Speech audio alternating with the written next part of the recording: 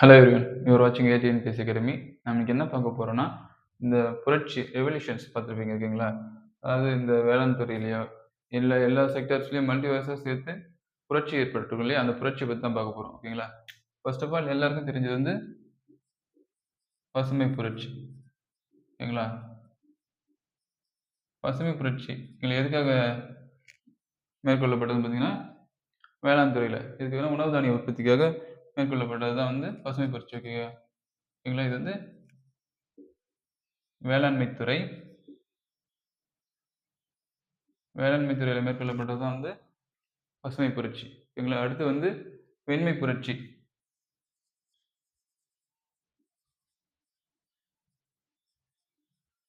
வெண்மை புரட்சி எதுக்காகன்னு பார்த்தீங்கன்னா, பால் பொருட்களுக்காக. ஓகேங்களா? மெயின் பாலு, அது கூட சேர்ந்து பால் பொருட்களையும் சேர்த்து தான் வரும். ஓகேங்களா? இது வந்து வெண்மை புரட்சி. இதிலேயே வந்து வெள்ளி புரட்சின்னு ஒண்ணு வரும். ஓகேங்களா? அதாவது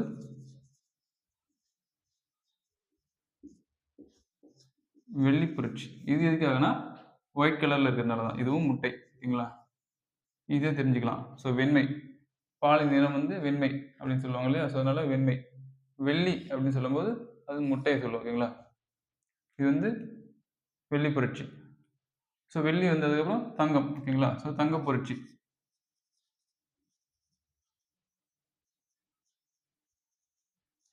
தங்க புரட்சி எதுக்காகன்னு பார்த்தீங்கன்னா, பழங்கள். ஸோ தங்க புரட்சி வந்து எதுக்காகன்னா, பழங்கள். இதுலயே வந்து தங்க இழை புரட்சின்னு வரும். ஓகேங்களா? தங்க இழை புரட்சி. இது எதுக்காகன்னு பார்த்தீங்கன்னா, சணல் பொருட்கள். ஓகேங்களா? சணல். இது வந்து தங்க இழை புரட்சி. இது தங்க புரட்சி, இது தங்க இழை புரட்சி. ஓகேங்களா? அடுத்து சாம்பல் புரட்சி. சாம்பல் எதுக்காக பண்ணுவாங்க? சாம்பல் புரட்சி. இப்போ ஒரு பொருள் வந்து எரிஞ்சுதுன்னா, அதோட சாம்பல் வந்து என்ன பண்ணுவாங்கன்னு பார்த்தீங்கன்னா, மேக்ஸிமம் வந்து ஒரு செடிக்கு போடுவாங்க. ஏன்னா, அது வந்து ஃபுல்லா உர கன்டென்ட் இருக்கும். ஓகே நைட்ரஜன் இந்த மாரிலாம் இருக்கும். ஸோ அதனால வந்து சாம்பல் புரட்சி எதுக்காகன்னு பார்த்தீங்கன்னா, உர உற்பத்திக்காக. ஓகேங்களா? உரங்கள். அது வந்து சாம்பல் புரட்சி. அடுத்து கருப்பு புரட்சி. ஓகேங்களா?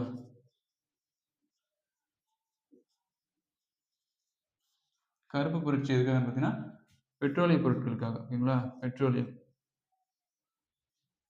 இது வந்து பெட்ரோலியம். ஓகேங்களா? இதுன்னா கருப்பு புரட்சி. ஸோ வட்ட புரட்சி அடுத்து. ஓகேங்களா?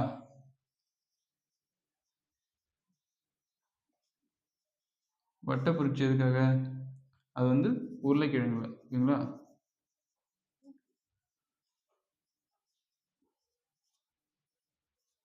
உருளைக்கிழங்குல வந்து புரட்சி. அதாவது உருளைக்கிழங்கோட உற்பத்திய இன்கிரீஸ் பண்றதுக்காக பண்ணது தான் வட்ட புரட்சி. ஓகேங்களா? இந்த மாரி நெறைய புரட்சிகள் இருக்கு.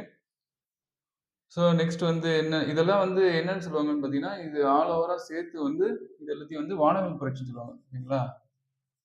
இதெல்லாம் சேர்த்து வந்து வானவில் புரட்சி. இதெல்லாம் தனித்தனியா சொல்லப்பட்டாலும், பொதுவா வானவில் புரட்சின்னு கேட்டாங்கன்னா, இது எல்லாமே வந்துரும். ஓகேங்களா?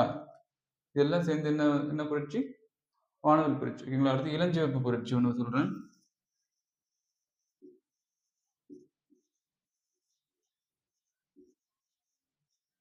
இளஞ்சிவப்பு புரட்சி எதுக்குன்னு பார்த்தீங்கன்னா, இறால்.